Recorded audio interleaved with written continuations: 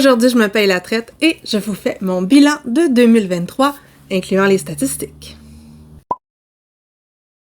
Allô, c'est Karine de Mon Coin Lecture et aujourd'hui, on est le 2 janvier. L'année est officiellement finie. Je peux donc vous faire un vrai bilan avec des vraies statistiques de mon année 2023 en tant que lectrice. Là, dans ma tête, j'ai prévu de diviser la vidéo en deux parties. La première, Karine la lectrice, et la deuxième, Karine l'influenceuse. Mais je me connais, hein, ça se pourrait que tout ça soit un beau mix à la fin. C'est ça, c'est moi. Bref, 2023. Après 2022 qui avait été, ma foi, assez mouvementé sur le plan personnel, on se rappelle que ma maison était tombée dans un trou, je suis toujours chez mes parents, j'ai pu organiser ma bibliothèque et moi, je vais, ma foi, très bien. Si je vous dis, ils vont se tanner avant moi, là. Par contre, ce que ça a eu comme impact, c'est que je n'habite plus toute seule, donc j'ai un peu moins de temps pour lire parce que des fois, je le parle, tu sais, ça m'arrive. J'ai fait aussi 2 voyages en 2023. Je suis allée en Afrique du Sud et je suis allée en Guadeloupe. Et vous allez voir que ces mois-là, ça paraît un petit peu. Tout ça pour vous dire que cette année, j'ai lu 154 livres. Si pour beaucoup de personnes, c'est gros, pour moi, c'est vraiment en dessous de ma moyenne. C'est le seul truc qui est statistiquement significatif dans toutes les stats que je vais vous présenter parce que j'ai plus entre 180 et 220 livres. Là, je suis à 154. Par contre, est-ce que je suis déçue? Mais pas du tout parce que j'ai eu une excellente année de lecture. J'ai lu vraiment beaucoup de trucs que j'ai trouvés géniaux. J'ai aimé ce que j'ai lu, donc je suis super contente de mon année, même si le chiffre en termes de nombre de livres, il est pas top comparativement à ce que je lis d'habitude, mais c'est comme tellement pas grave. J'aime 100 fois mieux lire 154 livres puis triper sur ce que je lis qu'en lire 250 puis n'avoir 50 vraiment poche. Donc, c'est clair, je vais me rappeler de 2023 comme d'une très très bonne année de lecture. Par contre, en termes de pages lues, j'en suis à 50 582, ce qui est juste un petit peu en dessous de ma moyenne, ce qui doit vouloir dire que j'ai lu des plus gros livres, puis vous allez voir, c'est un peu vrai. Je vous invite d'ailleurs à aller voir mes 3 vidéos de fin d'année, c'est-à-dire mes tops, mes mentions spéciales, mais qui auraient pu être aussi mes tops parce que c'est excellent, et mes quelques flops, c'est révélateur, je trouve. On va maintenant passer à la partie graphique et statistique proprement dite. Bon, je vous rassure tout de suite, là, j'ai aucunement l'intention de tout vous présenter. J'ai énormément de graphiques, énormément de stats qui servent à rien, qui veulent rien dire. Tu sais, c'est fou, à toutes les fois que je pense à quelque chose, ça serait intéressant, oups, je vais rentrer des trucs dans mon tableau de données et ensuite je me fais un graphique, mais les 3/4 du temps, c'est inutile. Mais c'est pas grave, ça fait plaisir à mon cœur. Mais je vais vous épargner, je vous montre pas tout. Puis là, ça se pourrait que je regarde ici parce que tous mes graphiques et mes tableaux statistiques sont là, puis des fois, je m'en rappellerai peut-être pas par cœur. Alors, si on regarde le nombre de livres lus par mois, vous voyez 2 pics, un en décembre, un en avril. Ça, là, c'est la faute des salons du livre. Quand j'arrive du salon du livre, je suis toujours hyper crinquée et je lis. On dirait que ça me motive. Du coup, j'ai un peu peur pour 2024 vu que je pourrais pas aller à celui de Québec parce que je vais être au Japon. Mais bon, je vais peut-être lire moins. Il y a eu aussi 2 périodes où j'ai vraiment moins lu en début d'année, janvier, février, mars et en septembre, octobre, novembre. Janvier, février, mars, en fait, j'ai recommencé à travailler après une longue période d'arrêt, donc j'étais toastée, tu sais, j'arrivais à 4 heures, je m'endormais. Et septembre, octobre, novembre, c'est le bout où j'ai fait des voyages, donc en voyage, je lis moins, surtout que je faisais des vlogs voyages et ça me prenait énormément de temps. Et ça se reflète différemment dans les pages lues, c'est-à-dire qu'on voit que j'ai vraiment moins lu quand j'étais en voyage à l'automne. J'ai lu terriblement beaucoup en décembre, mais le pic d'avril ne ressort pas tant que ça parce que j'avais lu beaucoup de petits livres suite au salon du livre, dont des bandes dessinées qui étaient plus courts. Mais si je fais une moyenne des 10 dernières années, ça tourne autour de 6000 pages par mois, c'est ce que je lis habituellement. On voit que c'est arrivé 2 fois là, cette année que j'ai lu autant que ça. Ensuite, mais qu'ai-je lu plus exactement cette année? Je pense que c'est assez clair, hein? Surtout des romans adultes, ça compte pour 74% de toutes mes lectures. J'ai lu un peu de jeunesse, quelques très beaux albums, et le chiffre qui fait aussi toute une différence, c'est que je n'ai presque pas lu de bande dessinée cette année, et ça, c'est pas normal, parce qu'habituellement, j'en lis beaucoup, au moins une 50aine, parce que je participe au BD de la semaine sur mon blog, et cette année, le blog, ça a pas été top, j'ai pas participé, puis j'ai presque pas lu de bande dessinée, c'est là où je prends presque toutes mes idées. Et ça, c'est quelque chose que j'aimerais refaire en 2024. J'adore lire de la bande dessinée et ça m'a manqué. D'ailleurs, je prévois bientôt une orgie de BD. J'en ai plein à lire. J'ai fait du ménage. Fait que maintenant, je sais ce qu'il y a dans ma pile. C'est cool. Maintenant, au niveau des genres littéraires, je pense que c'est encore assez évident. J'ai lu surtout de la littérature générale, ce qu'on appelle de la fiction. Et il y a quand même presque 18% de fantasy fantastique, un petit 4% de science-fiction, 8% d'horreur, de romans gothiques qui souvent auraient pu aussi être dans le fantasy fantastique et 9,6% de polar, thriller, enquête, mystère. De façon générale, ça se maintient. Côté provenance, j'avais en tête de lire beaucoup plus diversifié cette année en termes de pays du monde d'où venaient mes lectures. Je voulais une belle carte bien remplie, mais comme vous pouvez voir, elle n'est pas tant que ça. Il y a des continents dont j'ai oublié l'existence et je m'en excuse. Tu sais, j'ai trouvé le moyen d'aller en Afrique du Sud sans lire aucun livre qui vienne d'un auteur sud-africain. Bravo Karine! De façon générale, j'ai lu beaucoup d'auteurs et d'autrices américains cette année, un peu plus de 29%, presque 10% de romans québécois, un peu moins de romans canadiens. Et si on combine tout ce qui vient d'Europe, c'est-à-dire les 3 catégories que j'ai, Europe écrit en français, Europe écrit en anglais et Europe qui viennent d'autres pays, ça donne environ 38%. Ce qui fait que tout le reste, ça fait dur. C'est assez épouvantable en termes de diversité géographique cette année. Mais je vous l'ai dit, je suis un mood reader, donc je lis ce que je veux quand je veux, ce qui fait que ça donne des affaires de même. J'haïs ça, me forcer. J'ai pratiquement la parité homme-femme dans le genre des auteurs et j'ai également quelques auteurs trans et 1 ou 2 auteurs qui sont non-binaires. Une autre statistique qui diffère beaucoup de ce que je fais habituellement, c'est que j'ai lu plus de 80% de mes lectures en français.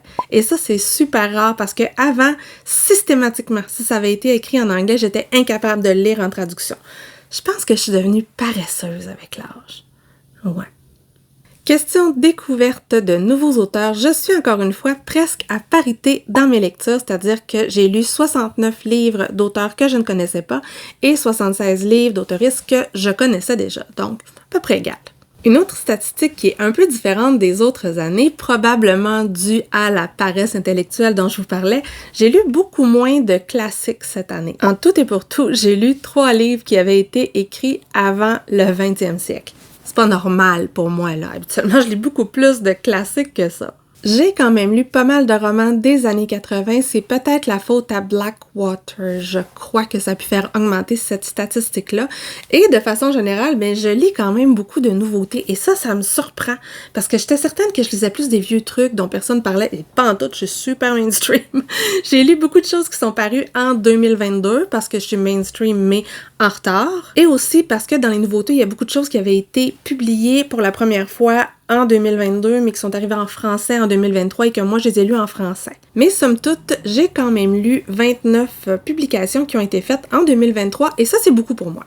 Maintenant, la statistique que je préfère, c'est-à-dire depuis combien de temps les livres que j'ai lus étaient dans ma pile à lire. Oh mon Dieu! Et écoutez, plus de 60 livres y étaient depuis moins d'1 mois. Ça veut dire que souvent, je lis des choses que je viens de recevoir et je pense que ça, c'est surtout vrai pour les e-books parce que quand je veux lire un truc maintenant, je le télécharge. Je pense que ça vient influencer la statistique. Il faudrait que je fasse un tableau croisé avec le type de livre versus le temps sur la pile. Je pense que les romans papier, mes achats, là, ce serait épouvantable. Moi, l'année prochaine, je vais faire ça. Je viens de me donner une idée. J'ai créé un monstre. Si on regarde le nombre de pages, on va remarquer qu'il n'y a pas tant de choses qui ressortent de ce graphique-là. Tout ce qui est en bas de 99 pages, c'est presque toutes des bandes dessinées ou des albums pour enfants. Mais on voit qu'il y a quand même beaucoup de romans de plus de 500 pages, c'est-à-dire qu'il y en a 30. Ce qui peut expliquer pourquoi j'ai pas lu tant de livres, mais que le nombre de pages, ça revient quand même au même. J'ai lu beaucoup de gros trucs de fantasy cette année. J'ai lu aussi de longs romans de Stephen King. Donc, je pense que ça peut jouer. J'aurais pu avoir même une catégorie plus de 1000 pages. Là. J'ai arrêté à 500, mais j'ai du 1000 là-dedans. Un peu plus de 20% de mes lectures étaient par des auteurs racisés. Et je n'ai pas fait de statistiques pour savoir s'il y avait des auteurs queer tant que ça. J'avoue que je le sais pas tout le temps et que je suis une mauvaise fille. Je m'y intéresse pas tout le temps non plus. Je sais. Maintenant, on va passer aux notes que j'ai données à mes lectures. Mes notes, là, c'est vraiment une appréciation du plaisir de lecture. Je mets très peu de 5 étoiles. Je pense que j'en ai mis 4 ou 5 cette année. 4.5, c'est comme « Oh mon Dieu, c'est excellent, ça se pourrait qu'un jour ça passe à 5, mais pas encore. » 4, c'est une très bonne lecture. 3, c'est une bonne lecture. 2, je suis vraiment mitigée. Et 1, c'est assez rare que je mets ça comme note. Pour mon année 2023, la moyenne, ça a été de 3,78. Et si on regarde le tableau par mois, on voit que la fin de mon année de lecture a été excellente et qu'il y a eu un petit passage à vide juillet ou septembre. Et c'est peut-être pour ça d'ailleurs que j'ai moins lu par la suite. J'étais comme pas là.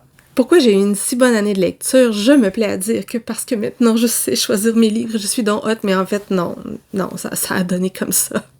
Alors, de façon générale, vous pouvez voir qu'il y a très peu de 5 étoiles, et cette année, j'ai beaucoup de 4 étoiles, et même de 4 étoiles et demie, pas mal de 3,5 étoiles, et mes 3 étoiles et moins, là, c'est vraiment pas tant que ça, là, c'est 15% de mes lectures.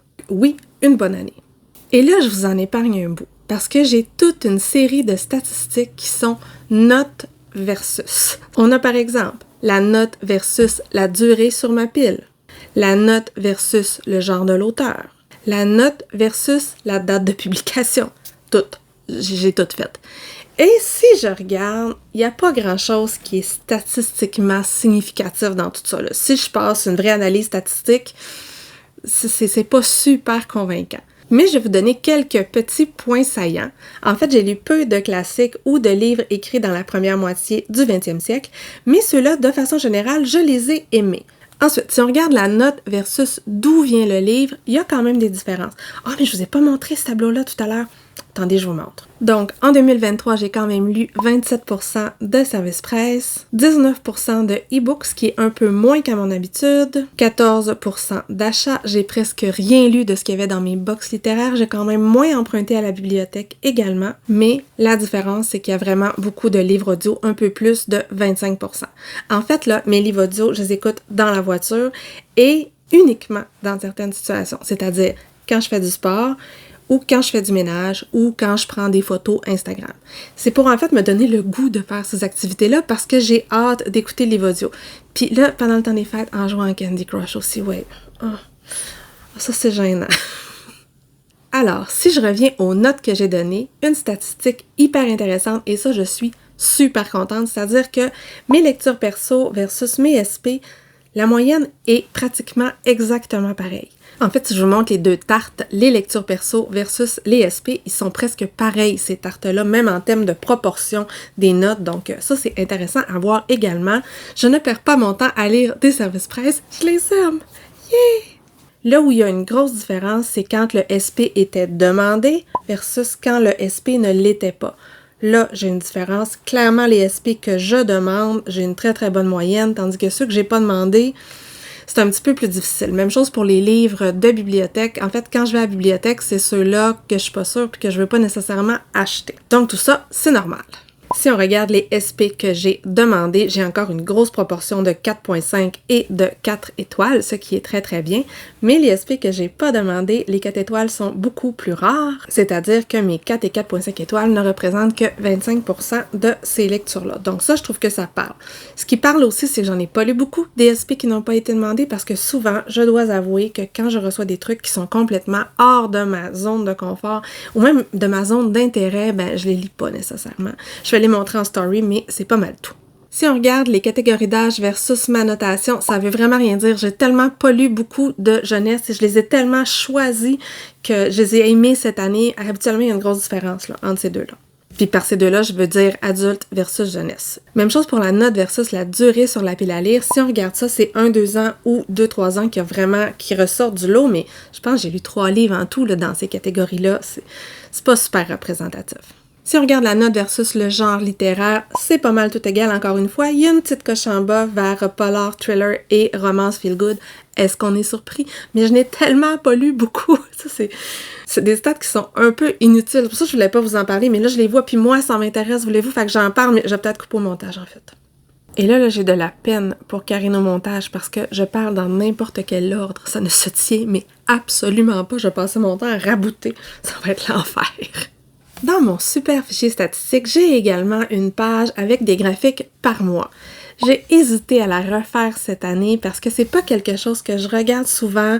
On dirait que j'ai moins l'intérêt de regarder comme ça par mois. Peut-être que si je faisais des wrap-up lectures une fois par mois, oups, je m'en servirais plus. Donc, je vous avoue que j'ai pas pris beaucoup de temps pour les analyser. Je le refais cette année, j'ai remonté le tableau, ça devrait se faire. Je vais essayer de m'en servir pour mes bilans lecture. D'ailleurs, je vous tourne celui de décembre tantôt, puis je vais vous montrer les statistiques. Mais c'est pas quelque chose dont je me sers beaucoup. J'ai aussi arrêté tout ce qui était tracker de lecture, de temps de livre audio. Ça me prenait un temps fou. C'était rendu de la fiction tellement que j'oubliais de le faire souvent. Donc ça, je m'en sers plus. Maintenant, les séries. Ce n'est pas quelque chose que je track beaucoup les séries habituellement parce que j'en lis pas tant que ça. Du moins, je croyais que j'en lisais pas tant que ça. Mais si je regarde cette année, j'ai commencé 23 séries, j'en ai continué 17 et j'en ai terminé 8. Moi, je retiens le 8, là, c'est ça qui est important, mais j'ai lu plus de séries que d'habitude cette année également. Si je compare à toutes mes autres statistiques des autres années, là, c'est étonnant, ce nombre de séries-là. C'est sûr que j'ai lu les 6 tomes de Blackwater. J'ai lu des gros romans qui étaient divisés en 2 ou en 3, puis que j'ai compté un peu comme des séries parce que je voulais le nombre de livres, en tout cas. Mais tout ça, ça fait que sur les 154 livres, il y en a quand même 48 qui étaient des séries. Je continue également à entrer les livres dans mon tracker de séries que j'avais piqué à quelqu'un. Je ne sais plus à qui je l'ai piqué, mais c'est pas moi qui l'ai monté, ce tableau-là. Mais il y en a quand même pas mal qui sont en cours. Puis d'ailleurs, j'en vois une là que je vais DNF. Je n'ai aucune envie de la continuer. En 2023, j'ai fait beaucoup de piles à lire. Et étant surpris de savoir que je n'en ai tenu presque aucune. Dans une vidéo il y a quelques semaines, je vous parle de mes challenges qui avaient lieu sur toute l'année, mais si je regarde de façon générale, mon petit tableau, là, il est terriblement rose. Le seul que j'ai réussi l'année dernière, c'est mon Cold Winter Challenge, et j'ai réussi parce que c'est des livres que j'ai ajoutés. Je devrais réussir celui de cette année également parce que j'ajoute les trucs à mesure qui sont pas du tout les livres que j'avais prévu de lire. Tu sais, mon Cold Winter de l'année passée, j'ai réussi à le cocher en ayant lu genre 30% des livres que j'avais prévus au départ. Ouais, vive moi. Si la triche était interdite, ça se saurait. Donc cette année, les challenges, ça va aller encore une fois au rythme de mes envies. On va voir ce que ça donne, puis c'est ça. Je laisse aller les choses parce que ça se pourrait des fois que je vois un petit truc aller sur Insta puis que je fasse « Faut que je le lise! » C'est moi. Genre Mood Reader et Mood Pile à lireuse. Par contre, j'ai une pile à lire ultime pour 2024 et j'ai également fait une pile pour MH Chapelle. Ce seront 2 vidéos qui vont arriver dans les prochaines semaines. Maintenant, deuxième partie de la vidéo, c'est-à-dire moi en tant qu'influenceuse littéraire. Ça me fait rire ce mot-là. J'ai tellement l'impression que j'influence personne. Là. Bon, créatrice de contenu. Comme à toutes les années, ce que je retiens de ma vie sur Internet, ce sont les rencontres, ce sont les échanges avec les gens. C'est pas vrai que c'est juste du virtuel, c'est pas vrai que c'est juste du superficiel. J'ai des amis depuis, 15 ans maintenant que j'ai connus grâce aux réseaux sociaux. Ça s'appelait des blogs dans ce temps-là, mais c'était l'équivalent, tu sais. Mais pas tout à fait, mais quand même.